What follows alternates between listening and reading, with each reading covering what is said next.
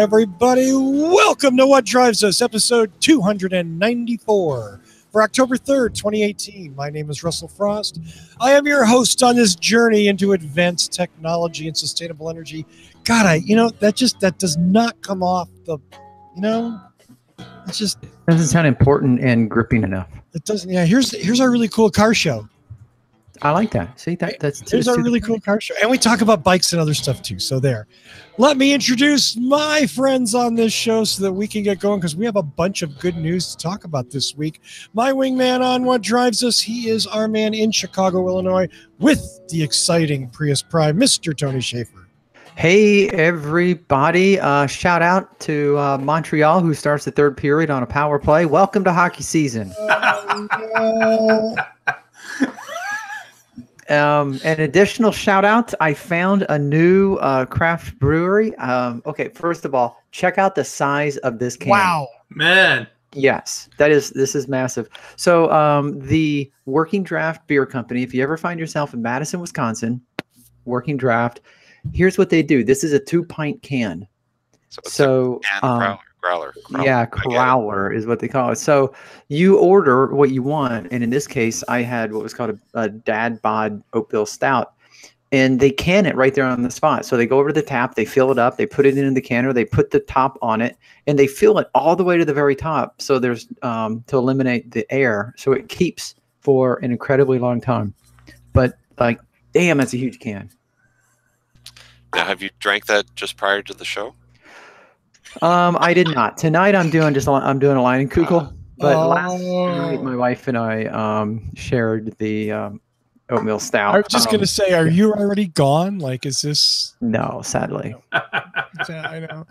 Nothing like doing what drives us sober. Mm-hmm. It's been a while since I've done a show sober. I don't want to start now. Exactly. Yeah, you don't want any bad habits. Right. Speaking of bad habits, our man in the hockey sweater celebrating the first day of hockey, Mr. Mark Coughlin. Hello, everybody. And we are really getting close to 300 episodes, Russell. We are just sneaking up on that. No, but being really stealthy about it. I honestly, like at like 50 and 100 and 200, should we do something? Do I need to what? I think it would be a great idea, Russell, if you could piece together a series of snippets from the first 300 shows. Yeah. Have the editing team put that together. Yeah. I'm gonna let me make a note. I'm going to talk to the producers to get on that right now. What about doing a party episode where we just let everyone who listens to the show live join the show? I love that. I actually love that idea. I don't know if there's a limit. Is there a? Yeah, I don't know. That's a good question. We'll only let in the first 300. That's it. Yeah, I think that I want to say there's like a 10 or 15 person limit, but so we could shuffle people through. That's an idea. What kind of drunken madness would we be open to that wouldn't normally happen on the show anyway? I mean, exactly. Well, speaking of drunken madness, our technical expert, our man on the front range, he is the founder and head bottle washer at Boulder Hybrids. It's boulderhc.com. Mr. Paul Guzzi. Hey, everybody. And I'm drinking a nice local IPA here from the Finkel and Garf Brewery. Can you see that there? Finkel and Garf? Yeah. And they have a big wheel as their logo. You see on the... They do. Yeah, they do have that. Yeah. With a name like Finkel and Garf, it must taste good, right? It's a good one, yeah. Okay. Just down the road. Well, is that like Party on Finkel, Party on Garf? Yeah, kind of. Yeah. Okay. Cheers, Finkel and Garf. Thank you very much. First up, I'm going to preempt all the news and share a video that I got today. Ooh. This afternoon, this evening. In fact, this is nearly live. It just happened a couple of hours ago. And if you're in Iceland, like our own Evan Fusco is at this very moment, and you see an electrical cord, and then you follow it. There's a cord.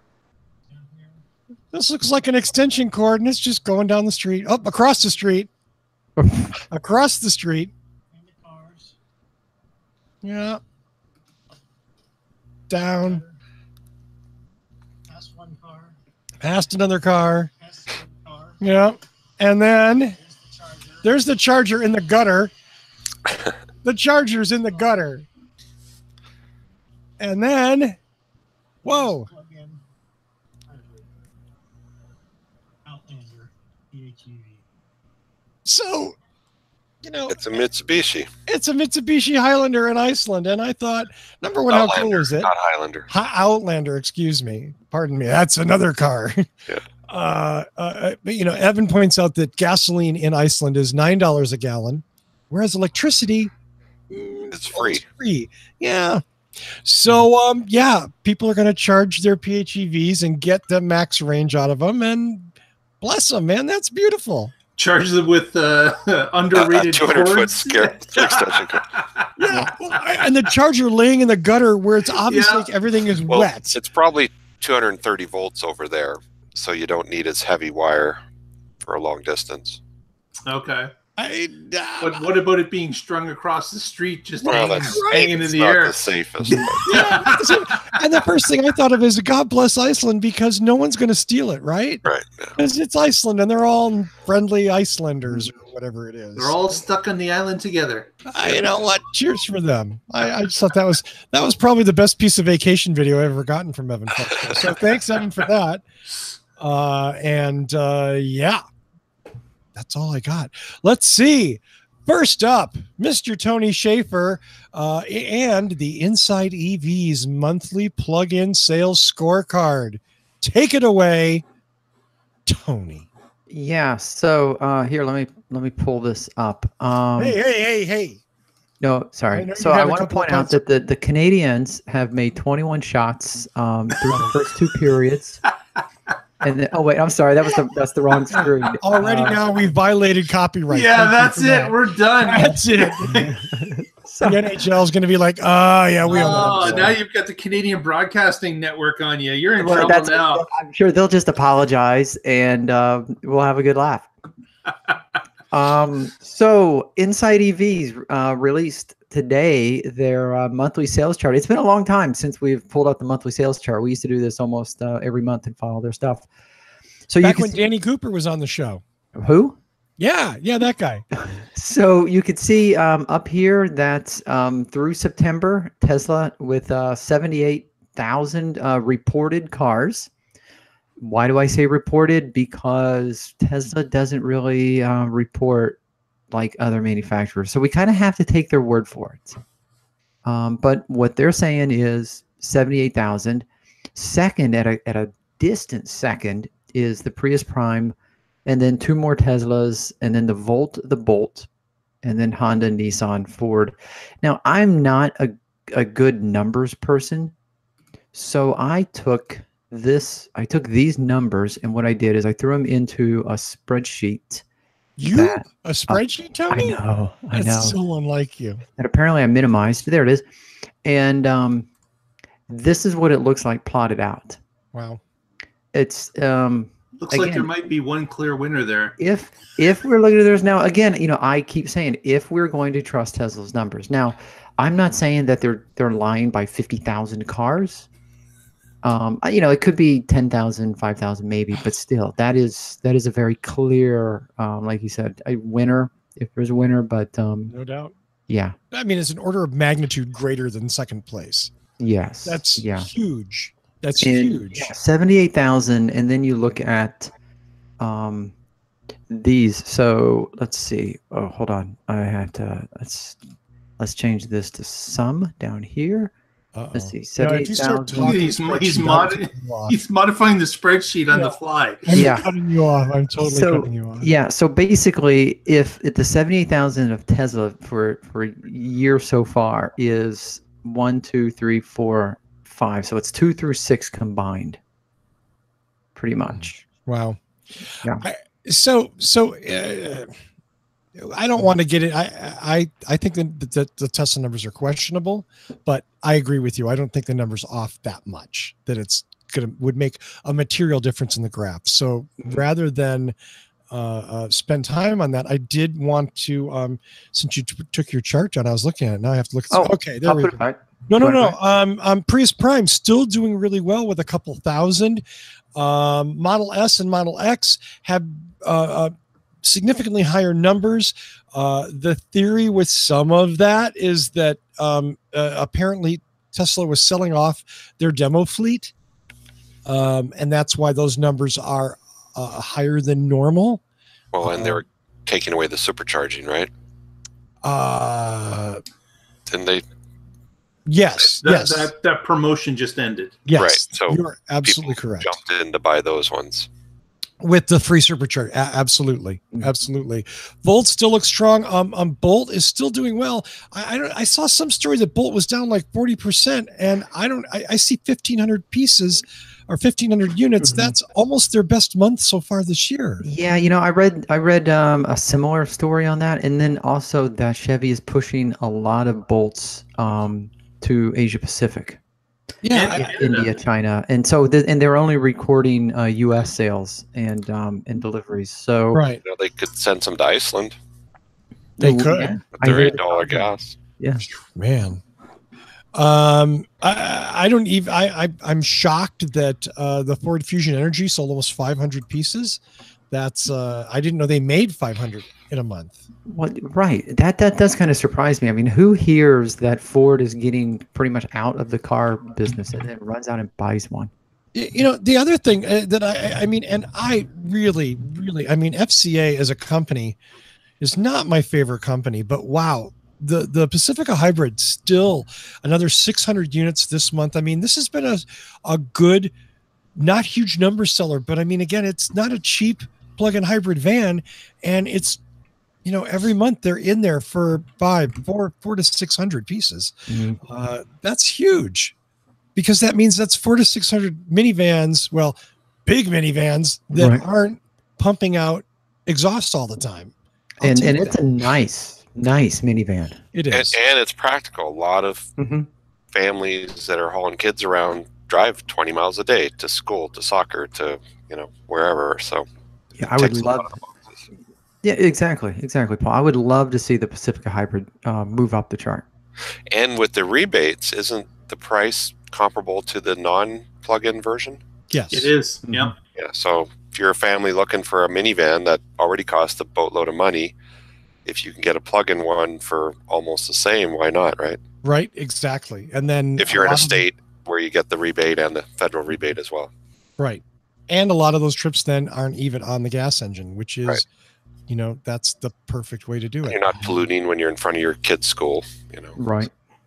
Yeah. I don't really know what else. I mean, anything else jump out to anybody else here?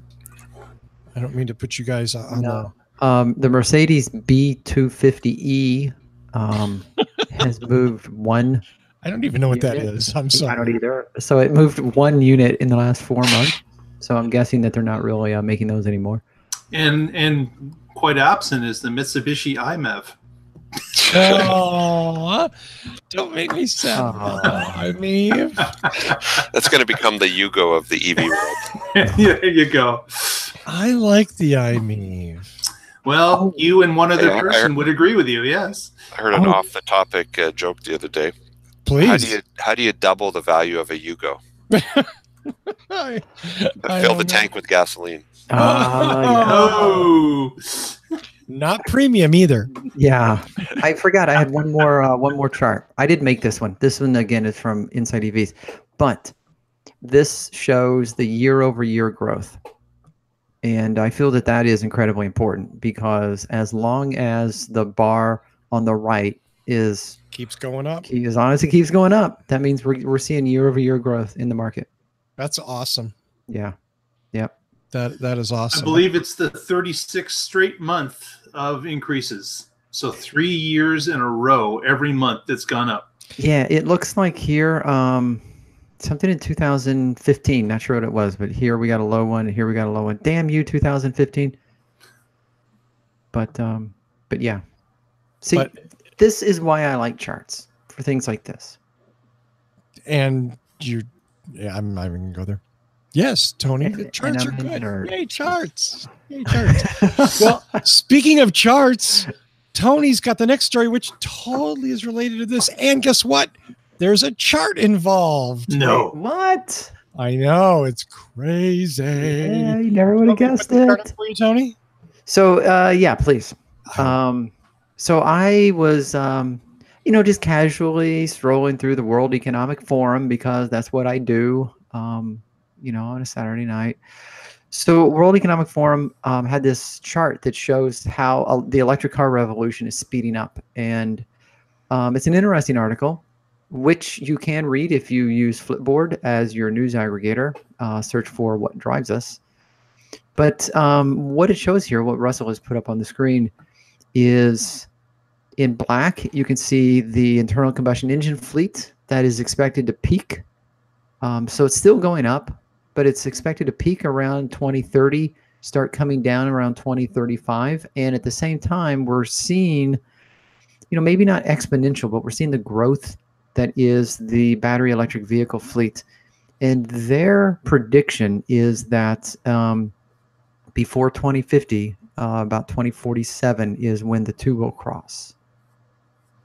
And then another thing that I thought was really interesting in this chart, here what Russell just went to, is that China accounts for 40% of the global electric fleet. So we were talking earlier about the Chevy Bolt and how GM is diverting a lot of those cars to China and other Asian markets. This is why. China is getting huge, and they're pushing electric vehicles, and But real India is going electric to follow vehicles or suit. like the little plastic ones? Well, Both. in a way, it Yes, doesn't matter. I both. mean, yeah, it's kind of both. You have the expensive, you have the rich Chinese who buy things like Faraday Future, and then you have the not so rich Chinese who are buying the little plastic econo Did you just say boxes. buying Faraday Future as Okay. though they actually had a product to sell? Putting Buying down Teslas. a stupid amount of money on a reservation that's never going to occur. There we go. Thank you. Okay, yeah. And Eric Stevens in the chat room just indicated that the Bolt's not sold in China yet. The sales are really going to South Korea. Oh, South Korea. Okay, thank you. Thank you, Eric. Yeah.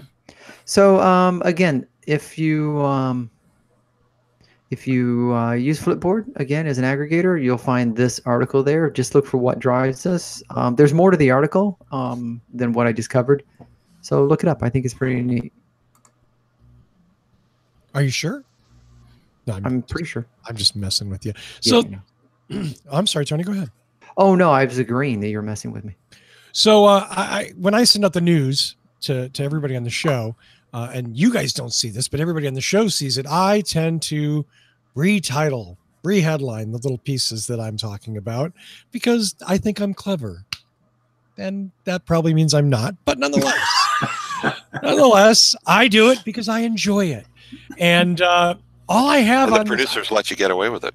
yeah, those producers, they let me do whatever I want. Kind of like the Tesla board of directors lets their CEO do whatever he wants. Well, there's like 4 links, and all it says is Tesla makes no fucking sense. So I was obviously in a rather dark place with Tesla when I wrote this. A bunch of Tesla news this week, as there always is. The SEC made an offer to settle with Elon Musk and Tesla. Elon and Tesla rejected that offer, and then about 30 hours later, they renegotiated, took a slightly worse offer, and settled on the civil claim surrounding Elon's "we're going to go private at 420" tweet. Oh, excuse me. Whoa, bless you. Wow, I didn't even hit the switch. I'm allergic to Tesla. I don't know why. So, we talked about this a lot on the Tesla Life, which if you're a Tesla person, you should be watching the Tesla Life. Search for the Tesla Life show on YouTube, and you can subscribe there. For a couple of weeks, you saw it on this channel too. So thank you for that. Anybody have anything they want to add about the Tesla SEC settlement? It's interesting, as you said, that they gave up on the first settlement, walked away, and then a few days later took a worse settlement. Obviously, lawyers were involved, and they got to the point where they said, you know what? It ain't going to get any better. It's going to get much worse if you don't take this second settlement. So take it and swallow it and move on, because the ability for them to take a worse offer after the first one, I don't know if that was pride, if that was somebody saying, "Damn it, we're going to fight them. We'll fight them to the end." I don't know what happened there, but it is interesting to see that they were at the table twice and had to take a worse offer the second time. Yeah. Well, Elon probably just said, "Geez, 20 million. That's like equivalent to a normal person's quarters in the sofa." You know. So he said he was looking for a bigger fine. Is that what you're saying, Paul? Yeah. Well, he doesn't care about 20 million. I gotta wonder what. I mean, of course, I'm sure all of this was behind closed doors and whatever. But I wonder if the SEC came back and Tesla and Elon said, we're going to fight this, and they said, we could unseat you. Right. Well, I mean, and the downside to what happened is that the SEC published their findings. They published their lawsuit, which lays out their case. Well, oddly enough, all of that information, all of that, shall we say, evidence, could be used by someone else to file civil suits on behalf of shareholders or anyone else. And now that's out in the public domain. Yeah. I'm sorry? Or investors that got royally screwed when he tweeted that. Yeah. Yeah. I mean, it just, it doesn't make a lot of sense. Like some things with Tesla that just don't. And that's, when it's driven by one person, sometimes things like that happen. The other thing I wanted to, a couple of other things, Tesla released their version 9 software is about to, and included in that is the automatic lane changing mode, Mad Max. Yes. Yes. Not Otherwise only known as LA traffic. Otherwise known as LA traffic, but Tesla called it Mad Max. Now, we're going to ignore the intellectual property issue there. And I assume that the movie studio doesn't care, and cheers to them for that. I think that's fine. But the guy who's had so much trouble with maybe calling his thing autopilot when maybe he shouldn't have called it autopilot probably might have wanted to rethink the whole Mad Max mode thing. Just my opinion. Just my opinion. And it'll all be funny until somebody swerves into a school bus full of handicapped children at 90 miles an hour. And then it'll be like, oh, Mad Max was a joke. We didn't mean it. Okay. These things are all funny until they stop being funny. Until it's not. Yeah. It is an interesting choice of names. It's not. I just question why Mad Max. I mean, okay, so pretty much like what it does is changes lanes autonomously. Correct. So if the car's driving along and it's on autopilot and it comes up upon a slower car, it will navigate around the car by changing lanes. Or how about flash the headlights and honk and be a total douchebag? Well, now that would be Mad Max mode. Yeah, well, it is slightly more than changing the lanes, that's right? Next version. That's version 10. Yeah. It is changing the lanes a little bit more aggressively is what it's doing. Okay. Setting it on Mad Max mode would give you the ability to move into traffic a little bit more aggressively than the previous setting. So you can set it different ways, and it would then react in that way that you've set. Now, hopefully, it's all safe and there's no issues with that. But this is something that that people, as we've talked about in the previous show, that until everyone's driving autonomously, there's going to be people that are going to push the limits, try to stay in front, and all those type of things that people do. This is to allow people to continue to be in traffic and not have to wait for everyone to pass before they can get into the line.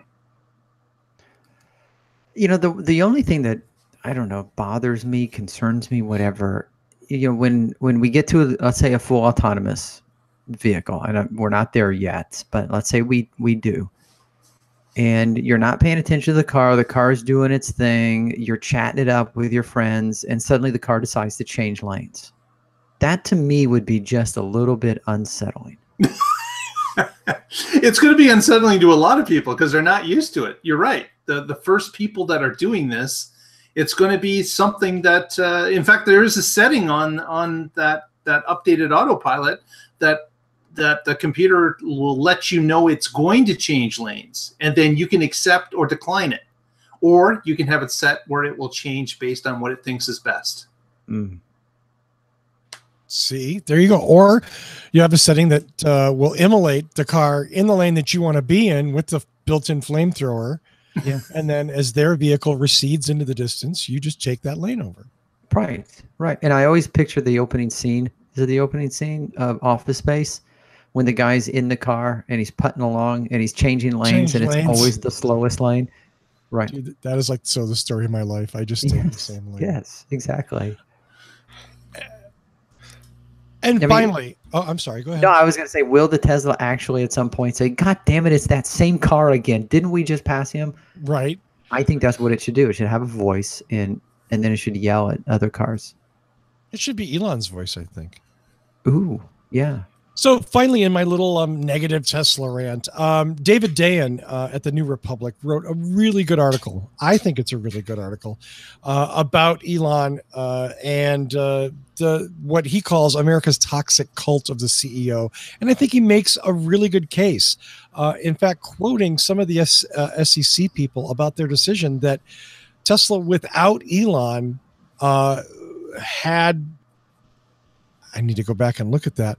But basically that they were concerned that if they removed Elon from Tesla, that Tesla wouldn't be a viable company and that wouldn't be a reasonable thing to do. And that's not a good thing for any company to be that much dependent on one person.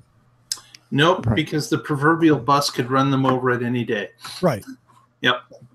Right. Or Well, the yes, autopilot and- could steer them into a bus.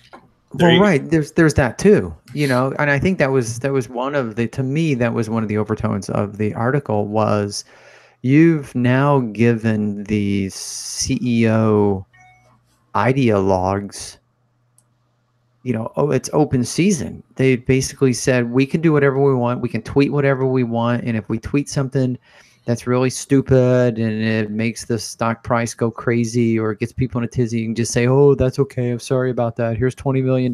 Let's move on. Right. I don't think that's the case. I think what's going to happen is this was a slap on the wrist to say, hey, listen, you got to play by the SEC rules. And I think that they will continue to follow the rules going forward. But as you mentioned, only having one guy at the helm, they've got to correct that. They've got to start bringing other people in, kind of like what Apple did before Jobs disappeared from the scene.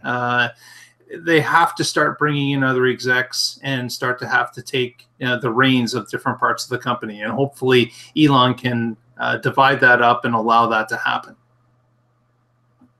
Yeah, well, and they have to stay. That's the big thing. Ouch. Well, some people have to stay. Absolutely. Yeah. Yeah. Executive retention has certainly been an issue with Tesla. And I'm sure, let me play Patrick Connor for a moment. Patrick was here. He would say this is an issue with many Silicon Valley startups that are disruptors. And that's true. A little bit. Mm. Still got to keep it. Right, but so what if it's true with a lot of startups and whatever? That doesn't mean encourage them. Right. It doesn't mean set the example that Doesn't mean create a hostile environment for them. right.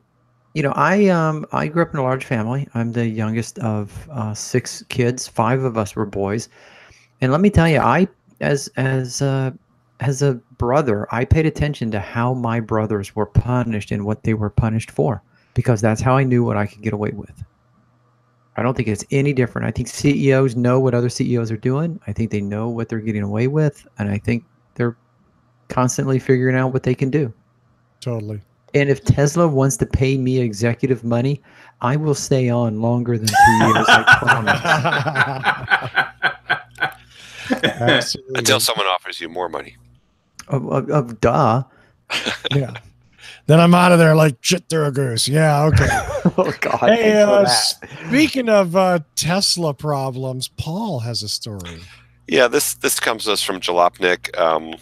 Not a Oh. big story, but kind of an interesting story. No, it's hilarious. A guy driving a Model 3 got pulled over by, I call him a dumb cop. He was just unfamiliar with Tesla's cop because he had a computer mounted on his dashboard. And if you've ever seen the Model 3, it looks like a giant laptop smack straight in the center of the car. And in most states, it's illegal to watch videos or have a computer device on your dash. So at first, the cop was going to write the guy a ticket, and it's all in video. The guy had a dash cam or whatever, car cam. But the cop turned out to be pretty fair and said, okay, I didn't know that that's how Teslas are, and I guess that's part of the car, and I'll let you off. But it was pretty funny that. But don't let it happen again. Yeah, he didn't hand over a hacksaw and ask him to cut the cut it from the center screen. But I mean, in theory, you could watch a movie on this screen with a little creative hacking, and that is totally illegal in every state to have a video screen in view of the driver. Yeah, right. But as you said, it would require hacking by the owner to get that to work like that. But it can be a distraction with the giant navigation, and it is though a little disturbing that a law enforcement officer working traffic wouldn't be familiar with this vehicle and what this device was. I mean, it is 20. I don't think the article says where they were. He might be in Podunk, Iowa, or something where there are no Model 3s. Like, it's definitely not in Silicon Valley, I would think. Yeah, I don't know. It does. You're right. It doesn't say. Well, they did. The article does say in classic Jalopnik fashion, at least the cop didn't pull a gun. That's right. Yeah. Thank God, no one. That'd be a good headline. Tesla driver gets shot for driving Model 3.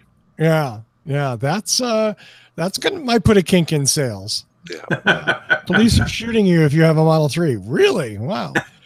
Yeah, but on the upside, I could pick up a pretty well-maintained used Model 3. See? Yeah, with only a few bullet holes in the center screen. A few stains on the headliner. Yeah. I mean, a little the bit stains of blood. being the driver's former head. Yeah, that blood comes out. Right. Get that like OxyClean stuff, and you're okay. See, that's what I'm saying right there. Just give me some OxyClean. I'll make it commercial. And just make sure that the car gets shipped to a different state. You don't want to pick it up in the state where it happened. Yeah, I recognize this car, says an guy. Says an officer approaching you with a firearm. This looks really familiar. Hey, Tony, I bet you have a story to follow up that doesn't involve police, guns, or large screens. That is true. So we know that the Paris Auto Show is going on. And one of the cars that kind of is exciting, at least for me personally, is the Kia e-Niro. So if you watched my review of the Niro plug-in hybrid electric vehicle, I absolutely loved it, and my wife absolutely loved it. And if you haven't watched it yet, then pause this right now. Go watch it. Lavish me with all kinds of compliments in the comments. Let me cut Tony off on that. No. Oh. Okay. No. Wait till after the show and go watch it. Okay. So what was really fascinating was that my wife had said that she really liked the Niro plug-in, but she said, why don't they make this in an EV? I would really consider this car as an electric vehicle. Well, it turns out that in Paris, they now have the Kia e-Niro. And basically, I mean, there are pictures, and I would put up a picture, but it's a Niro, so it looks like a Niro. It looks a lot like the Niro. It looks a lot like exactly like the Niro. But it's what's underneath that is, like we know, it's what's underneath that really makes a difference. And one of the big things is the 39.2 kilowatt hour battery, which is supposed to come with 312 kilometers of range, 194 miles. These are the worldwide harmonized light vehicle test procedures, so the U.S. range might vary. But yeah, so here it is. It's the e-Niro plug-in battery electric vehicle. And hopefully, go ahead. I'm sorry. I was going to say, hopefully in a year we'll be talking about it on the Inside EV's monthly report. There we go. The Kia e-Niro. That is that looks like a bog standard crossover, which isn't a bad thing. That's what America wants. Yeah, it doesn't have to look different. You know, a shout out, and Eric says that the small battery supposedly won't be coming to North America. We're getting the bigger 60-watt, 64 kilowatt hour. Oh, that's good. Yeah, so it'll that's be really almost good. Yeah, so instead of almost 40, it'll be 64. Have they announced the price? More than $1, less than 100,000. Oh, there we Fair go. enough. So that's a no. A simple no would have worked too. Okay. I Mark, did. do you have those? You have those three Comparable tunings to a handy? Model 3. Comparable to Model 3, I would think, if not Yeah. cheaper, right? Yeah, I would like to think that it would come in high 30s, low 40s, Yeah, or even before mid rebates. 40s would Yeah. be fine. Yeah. I would think. Now, speaking of the Paris Auto Show, what do you guys think that this model's going for? I think it's going for most outlandish. Oh, So these why are do, one of why do these. people do shit like that? Like, Oh my God. it's the stupidest car ever. I don't like. Does it even drive? Does it even move? Is it just to sit there? Like, look at the. Oh, that's so. I love it. I like the craziness of I have a those. comment for the Kia executives watching our show tonight. Instead of selling it as a Kia, why don't you brand it as a Genesis crossover? Right? You know, Yeah. use the upscale, get in the same league as Tesla and BMW and stuff. Use their Genesis name for their pure EVs. Good point. Yeah. Yep. Boom. Genesis Soul. Because people still don't really want to say I drive a Kia. Right. They're better, but they still have that stigma Yeah. attached to them. I mean, it's still seen as a budget and entry level car. Yeah, And, yeah. you know, I really like the Soul EV and I hated the Soul gas version. I love the Soul EV. I thought the Soul EV was a nice, fun little car to drive. But throw some nice seats in it and call it a Genesis Soul or something. Mhm. Yeah. You I could mean, throw- Genesis is doing a really good job of subverting that Mhm. $50,000 to $80,000 luxury Euro market for the people who can get away from the badge, who don't just want to buy a badge. Right. It's a really cool Good car. value. Yeah. Yeah, absolutely. The Genesis cars are nice. But again, let's be, am I not everyone, but most of the people who are spending that kind of money are either attached to a brand or want that badge. They don't give it. I mean, look at the repair record for a lot of Mercedes-Benz models, man. You're totally rolling the dice when you buy one of those cars. People don't care. It says Benzo. Yeah. Yep. Exactly. It's the best or nothing. Oh God. Okay. On that note, there's a little company that we've talked about far too many times on this show. And I say far too many times. I mean, yeah, we've talked about them way more than they deserve. They're a company in Portland called Elio. Elio's making what they call the FUV. Does anybody want to guess what the FUV is? It's not a fucking vehicle. It's a fun utility vehicle. Which aside from being the dumbest name on the planet, Yes. it's a 3-wheeled vehicle, and it's got a gas motor. What? It's got a gas motor. Why? Because Elio's just stupid, and they've decided they've abandoned their quest. They were going to build their own little 3-cylinder motor. They're not doing that. They're buying one, and who gives a shit? I'm sorry. I just like an ugly 3-wheeled gas-powered vehicle. I can go buy one of those crappy Scorpions at a motorcycle dealer right now, and it's probably way more fun than that. Or Can-Am or whatever. A Can-Am, right? The are. Can-Am Spider. The yeah. This really, the Ilio just makes me think of somebody's garage project, side something that just got out of hand. At which point it would be totally cool. You know what I mean? Like if some dude was building that in their garage, I'd be like, man, that's awesome. That is great.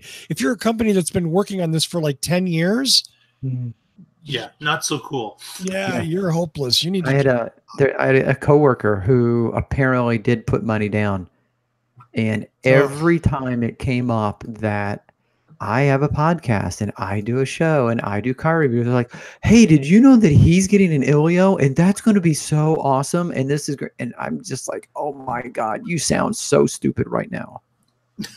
But of course, I'm not allowed to say that because then HR gets involved and I have to talk to them again. And I'm getting tired of those people. You did just say it, by the way. Yeah, and it's been Yeah, but recorded it's not now. like they watch the show. So I'm not concerned. Oh man. I got nothing. Tony, Me speaking again? yeah, you again. I know. I'm sorry. I'm going to you because you got stories, my man. Yeah, so Green Car Reports did a Twitter poll. And previously, they do this every once in a while. They'll just throw out a question and they'll do things like, what plug-in or hybrid sedan are you looking forward to in 2019? Well, this time they decided to go with SUVs. And they said, which electric SUV are you most excited about in 2019? Now, apparently Twitter restricts you to only 4 choices. So they did the Jaguar I-Pace, the Audi e-tron, the Mercedes-Benz EQC, and the Hyundai Kona Electric. You guys want to take a guess? Oh wait, I'm looking at it. I'm sorry. Yeah. For those of you not staring at it right now, Kona. it was the Kona. It was the Kona Electric. And what they kind of came to the conclusion was perhaps it was budget related. The others are expensive. The Model Y, the Model X. They didn't put in the Tesla Model X. And so they drew the conclusion that it was mostly just affordability. But, I just kind of want to put this out there to like, really, are 51% of the people really mostly excited about the Hyundai Kona Electric? Or was it just the choices? Yeah, well, they didn't have a Tesla on there or anything. Yeah, that's one of the things they kind of mentioned affordability. So instead of $100,000 car, but I don't know. So maybe if Hyundai brings the Kona Electric and they make it competitive, maybe people are actually looking forward to it. We'll have to see. There you go. Lots of people are excited about the Kona. I haven't driven it, so it's certainly a popular SUV for Hyundai. So on this show, we tend to be ruthless with concept cars, as Paul just demonstrated so wonderfully. I was going to say, you want to put that picture back up? And I saw a concept car that's actually really, really cool. Okay. And I'm going to put it up here. Maybe I'm going to be criticized. Maybe you guys will flame me. Maybe the chat room will tear me up. I don't know. But I'm going to go out there and go, this is a concept car I'm really, really excited about. This is the Peugeot EVland. And it is based on one of their classic James Bondy. cars. I'm sorry? It looks James Bondy. It looks like such a classic European, two-door, and it's badass. Yeah, I showed that to my wife. I said, what do you think of this car? And she said, it's a really cool take on a retro concept. And it is. It's got the concept car steering wheel. Yeah. Right. Yeah. Concept car, suicide doors. Wait, is that suicide doors? No, that's not suicide. But man, that thing looks good. I mean, it is just a nice looking car, and it's based on a classic Peugeot 504, which again, it's based on that, so it looks very similar, and that's cool. It's historical, it's modern, it's cutting edge, and it's an electric car. All I have to say is cheers to Peugeot for making a concept car that actually looks like that car could actually hit lots. Peugeot lots. Is there a Peugeot lot in the United States? I don't even know. Peugeot ain't in the U.S. Yeah, but whatever. You know what I'm saying? Like that could actually be produced. Yeah. So see, that's the kind of thing you put at the Paris Auto Show and get people looking at it and say, "Please make that car." You put these crazy, wacky concepts out there, and people are just like, "Oh, that's interesting." Right. But- Well, I mean, it's like looking at a Star Wars thing, you know? Mhm. Like, are you going to get that? No. So the specs that Peugeot's talking about, of course, this is a concept car. So they're talking about 100 kilowatt hour battery pack. They're talking about an electric motor that produces 455 horsepower. It's 590 pound-feet of torque. They are claiming 0 to 60. Why 62 miles per hour? I have no idea. That's 100 kilometers. Oh, thank you, Paul. That's fine. See, you would know. 0 to 62 in less than 4 seconds. It would have range of 370 miles. All those specs are incredible. Which means it can't be produced. yeah, and At a fair price. and it's a concept in 2018, so it'll have connectability and it'll be totally integrated and phone app and whatever. So, who owns Peugeot? Do you know, Paul? I ask you because Yeah, that I don't know. Might be Peugeot. it might be Peugeot. I know they're Group PSA Citroen. Oh, it's no PSA Group. So apparently they've got some Chinese ownership, but it's still owned mostly. Well, it's still owned partially by the French company. Interesting. Well, that's cool. So yeah, they're not part of some other manufacturing alliance. I mean, who knows? they're reasonably big in Europe, but not over here. Hey, cheers to them for doing something cool. That is all I have this week, gentlemen. I'm looking for one more thing. Anybody got something? I do. That's such a surprise. I have a cool little story that Russell would really like because Russell seems to like these vehicles. It's a Peugeot 504? Or... It's close. Ah! It is Lime scooters are being introduced in the region of Waterloo. They just started this week and have delivered a number of electric scooters to test out in Waterloo region. They are going to be used through the fall, and they were going to be taken off the road in the winter and then brought back into spring. Because we have a little thing called snow here. Snow and ice. Yeah. They do not ride well through snow and ice. Hey, Mark, you want to hear something funny? What's that? And the range will be less. Tony, go ahead. You're sharing the wrong screen. Oh, jeez. Let's see. If I really want to see if you have the new limes or the old limes. That's the only reason. Bingo. How's that? There it is. There we go. That looks like the old lime. Really? There's a new lime. Okay. They just rolled it out this week. Lime and bird. They take all the shitty old ones. You're saying that we Canada. get the secondhand limes? Is that what you're saying? Telling you got some shit that was probably in Dubuque, Iowa 2 weeks Oh ago. my God. Here we thought we were progressive and we're getting second hand-me-downs. On the up man. hand, you do get Firehouse subs. So, yeah. And so wait, they're putting them. They're not putting them out there right now, are they? They are. They were introduced on Wednesday, I believe it was. And they're going to So, pick them up what in 2 weeks? Mm-hmm. Well, the snow is not flying yet here, but they'll probably be out until I would say into November, maybe December, and then that's when things are going to turn for the worse, winter weather-wise, and most likely they'll be taken off the road for a number of weeks until spring comes back. So, but what was kind of cool is these are dockless scooters. They can be left anywhere. The app tracks where they are.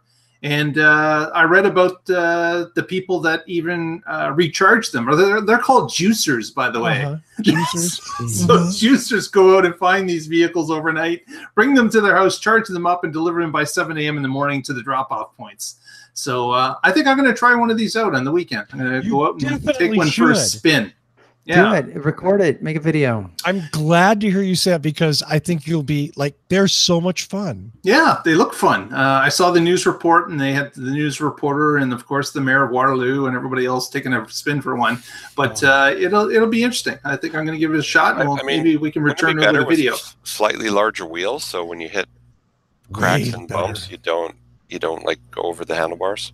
Way better. Well, I'll wear a helmet, and I'll let you know, Paul. Yeah, wear a helmet. Speaking of electric vehicles and our friend Evan in Iceland and Iceland buying EVs, they should rename the country EVland instead of internal combustion land. Internal combustion That's a engine good land. idea. There we go. should put that on the Iceland referendum election or something. I'm writing Change that the down. name to EVland. That's the show title, EVland. I'm still writing it down. I'm sorry. Okay. You're writing down the whole And thing. you won't get iced out when you're charged. Yeah, Perfect. Yeah, no, Paul. I was having a discussion about scooters for the last on and off for a week, and Honda has a Super Cub concept, which is one of the best scooter formats. Piaggio, I think, had a similar one, but the whole point is that larger wheels, as you say, larger wheels, more stable. It's so much better. Right. And these little scooters are great. I mean, the little tiny wheels, they don't go that fast, and that's fine. Right. But a little 4-inch wheel, you hit a rut in the sidewalk and you're going over the handlebars. Well, let's be positive about this. Let's be positive about this. How can we? It's not the fall. It's the journey. It's That's right. yeah, it's It's exactly. not the fall, it's the journey. Yes. So you have a And scar it to take doesn't home hurt with when you. you're falling. It's when you land it hurts. yeah, right. yeah. It's not the fall that kills you; it's the landing. Right. And one final thing. Oh yeah. Get a load of this color. Oh, I love that. Wow. I saw these on the Bolt. That is the Bolt EV Facebook. in shock color. Man, is it shocking? I love that color. So that way people can see you like in the dark without your headlights on. Don't need the headlights ever. Yep. Right. This thing just glows I've like got it's like a radioactive. running vest that is that color. That glows in the Right? dark. It And should actually be covered in that 3M reflective stuff. Yeah. Yeah, You know, and I that- bet they don't even need that pedestrian warning noise because even the blind could see that.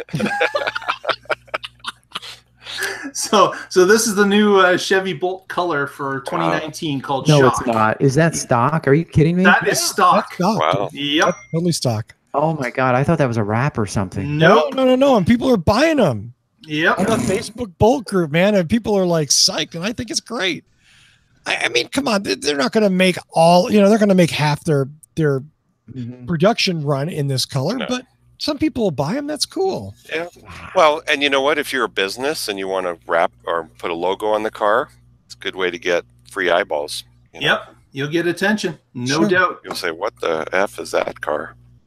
I like that. Okay, well, what else? Anything else, Mark? That's a it. lot. Man, that's two in Who's one winning the night. hockey game, Mark? I don't know. I've been paying attention to the show. Silly Oh, man. Shame on you, Mark. Oh, Shame on Toronto you. just scored in OT. In OT. Oh, Toronto? Yeah, In 3:59 OT. on the clock. Yeah, damn. Well, Oh well. sorry I got about that. nothing. I'm Let's gonna do hear some it in shout the out- office tomorrow. Let me tell you. Your season's over. Let's Yeah. do some shout outs and go home. Then I'm going to start with Mark. Part of the Waterloo Region EVA. If you're out there and want to follow what we're doing, follow us on Twitter at WREVA Group, and we'll see you online. That was a really good shout out, Mark. Thank you. Well done. Paul? Simple shout out. Check out boulderhc.com if you're anywhere in the Colorado Front Range region and you need your hybrid or EV service. Check us out. And now you can not only sell your car to Paul, Paul can also sell you. a Yes, car. if you need to buy an EV or a hybrid, give us a call. We'll hook you up. And I can't think of anybody I would rather buy a used hybrid EV from than Paul, because he's not going to do that shifty dealer crap that some shifty dealers do. Would you? Maybe you wouldn't do that. Okay, good. I trust Paul. Speaking of people I trust, Tony Schaefer, bring us home, my friend. Yeah, as always, a shout out to everybody in the chat. Thanks to everyone. I used to say thanks for hanging with us this evening, and then I realized that it's tomorrow afternoon in New Zealand. So I don't know. Thanks for hanging with us. That's about all I can do. I mentioned before about Flipboard. If you use Flipboard as a news aggregator like I do, then you can read all the articles that we talk about on the show on Flipboard. Just do a search for What Drives Us, and you'll find our magazine. There you go. Do you want to do Facebook? You want me to do Facebook? You do whatever you want, Tony. Go. Make All it right, I'm yours. leaving. Okay. Oh, so Facebook.com/What Drives Us, YouTube.com/What Drives Us. Russell's going to do Instagram and Twitter. Instagram, we're at What Drives Us Show on Instagram. Of course, Patreon, if you'd like to support the show, you can do so for less than $0.25 a show on patreon.com/What Drives Us Show. Of course, as always, thanks to Michael Manring for our amazing theme music, which he lets us use without charge because that's the kind of awesome dude that Michael Manring is. I want to thank Mr. Paul Guzik, Mr. Tony Schaefer, and Mr. Mark Coughlin for putting up with my crap for another hour. Show 294. Almost in on 300. Yeah, I know. Chat room, as always, you rock. Thank you so much. I'm going with EVland, not Iceland. Paul, that's brilliant. Yeah, that's pretty good. EVland, not Iceland.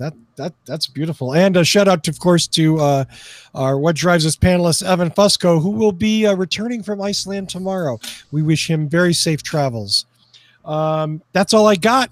Tune in next week and find out what drives us. Oh, that's music. This is where we say goodbye. See you next week. Yeah. Is this where I turn off the show? Yes, it is, because I'm in control. Oh, dear.